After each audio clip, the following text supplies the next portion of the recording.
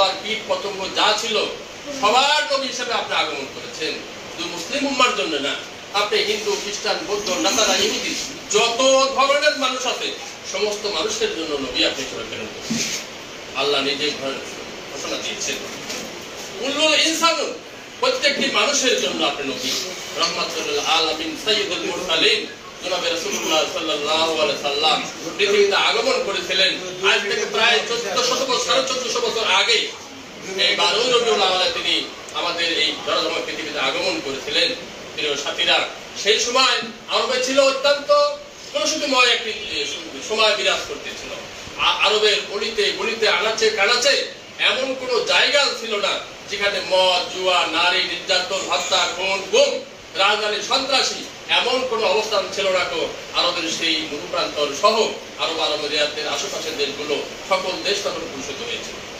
প্রিয় ভাইরা, আপনারা আমাদের প্রধান অতিথি মহোদয় বলেছেন যে বিশ্ব নবী উনি এমন একজন নবী, এমন একজন আদর্শিক নবী, যে নবীর যদি আমরা তার জীবন আলোচনা করি, তার জীবন ধারণ করে যদি আমরা আমাদের এই সমাজে প্রতিষ্ঠিত করতে পারি, তাহলে এই সমাজে মারামারি, কাটাকাটি, রাহাজানি, খুন-খারাপি, সন্ত্রাসী কোনটাই থাকবে। কথা ঠিক আছে? আমরা আমাদের বিশ্ব নবী জনাবে রাসূলুল্লাহ সাল্লাল্লাহু আলাইহি সাল্লামের জীবন আদর্শ আমরা ধারণ করব। আপনারা শুনেছেন আমাদের স্থায়ী কমিটির সদস্য সালাউদ্দিন সাহেব বলেছেন, উনি গত মাসের 8 তারিখে বলেছেন কোরআন সুন্নাহর বিরুদ্ধে কোনো আইন পাস করা হবে না। বিএনপি ক্ষমতায় গেলে কোরআন সুন্নাহর বিরুদ্ধে কোনো আইন পাস করা হবে না। আমি আরেকটি কথা বলতে চাই, আমরা বাংলাদেশ জাতীয়তাবাদী ওলামা দলের পক্ষ থেকে আমরা সেদিন মিটিং করেছিলাম। আমরা গত 15 আগস্ট ম্যাডাম খালেদা জিয়ার আমরা এখানে দোয়া খায়র করেছি। সেদিন কিন্তু কেক কাটা হয় নাই। সারা বাংলাদেশে কোথায় কেক কাটা হয় নাই, রং ছাড়ানো হয় নাই, আতশবাজি করা হয় নাই।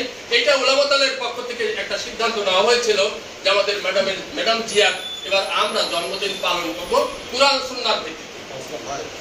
সেই আলোকে আমরা সেদিন এখানে এই অনুষ্ঠানটা আমরা এখানেও আমরা পালন করছিলাম। প্রিয় ভাইরা, আমরা জাতীয়তাবাদী ওলামা দল আমরা সেদিন ঘোষণা করেছিলাম যে বিএনপি একটি মূল্য ইসলামী আদর্শে বিশ্বাসী। শহীদ প্রেসিডেন্ট জিয়াউর রহমান উনি পূর্ণাঙ্গ একটি ইসলামী আদর্শে বিশ্বাসী। উনি ইসলামের জন্য ওনার জীবন দশা যে সমস্ত কাজ করেছেন, আর বাংলার ইতিহাসে সেই ৭১-এর পর থেকে শুরু করে অদ্যাবধি পর্যন্ত কোন প্রেসিডেন্ট, কোন প্রধানমন্ত্রী তা করতে পারে না। মহান রব্বুল আলামিন পবিত্র কোরআনে আরো বলেছেন ইন্না দীনা ইনদাল্লাহিল ইসলাম। ইসলাম হলো একটি পরিপূর্ণ জীবন ব্যবস্থা। আমাদের ইসলাম সম্পর্কে মহান আল্লাহ তাআলা ঘোষণা দিয়েছেন, তোমরা ইসলাম ধর্মের অনুসারী যারা, তারা হলো তোমরা উত্তম ধর্মের অনুসারী। আর এই আমাদের উত্তম ধর্ম পরিচালনা করার জন্য আমাদের বিশ্বনবী জনাবে রাসূলুল্লাহ সাল্লাল্লাহু আলাইহি সাল্লাম পৃথিবীতে আগমন করেছিলেন। আমাদের এই ইসলামী শরিয়াকে বাস্তবায়ন করার জন্য কিতাবুল্লাহ, সুন্নাতে রাসূলুল্লাহ, ইজমা এবং কিয়াস, এই 4টা জিনিস আমাদের জন্য মহান রব্বুল আলামিন আমাদের জন্য প্রেরণ করেছেন। তার মধ্যে কোরআন হলো আল্লাহর বাণী, আর সুন্নাত হলো রাসূল সাল্লাল্লাহু আলাইহি সাল্লামের জীবন দর্শা।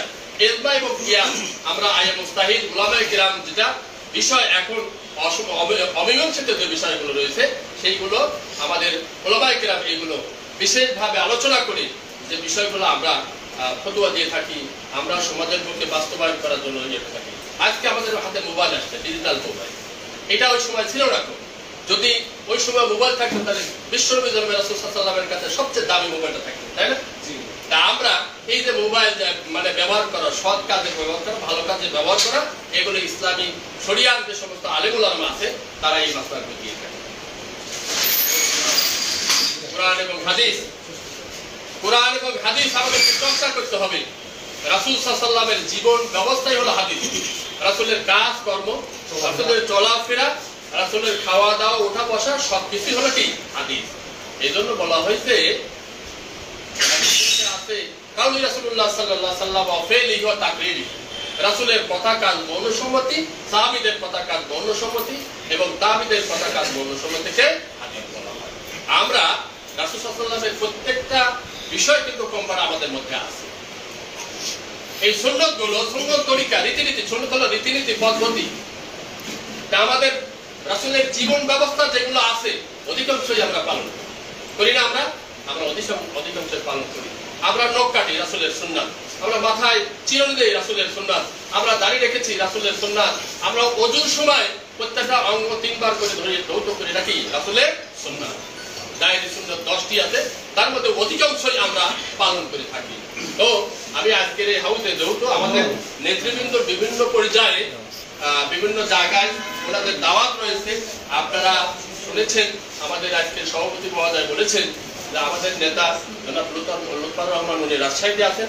সকালবেলা আমি তাকে ফোন করেছিলাম, আমাকে বললো যে মাদ্রাসার অনুষ্ঠানটা আমাদের আব্দুল আলিম সহ আছে, সরদার রফিকুল ইসলাম আছে, আসাদ আছে, এদের সমন্বয় করে আপনি ইয়ে করেন আর আমার জন্য দোয়া করবেন। আমরা সেখানে দোয়া করেছি। আজকে আমরা এখানে আলোচনা করলাম, আমরা এখন সংক্ষিপ্ত আকারে বিশ্বনবী যে আমরা আলোচনা করলাম সেই আলোচনাগুলো বাস্তবায়নের জন্য আমরা আমাদের নিজেরা, নিজের পরিবার, আত্মীয় স্বজন সবাইকে আমরা যেন এই বিষয়গুলো অবহিত করতে পারি।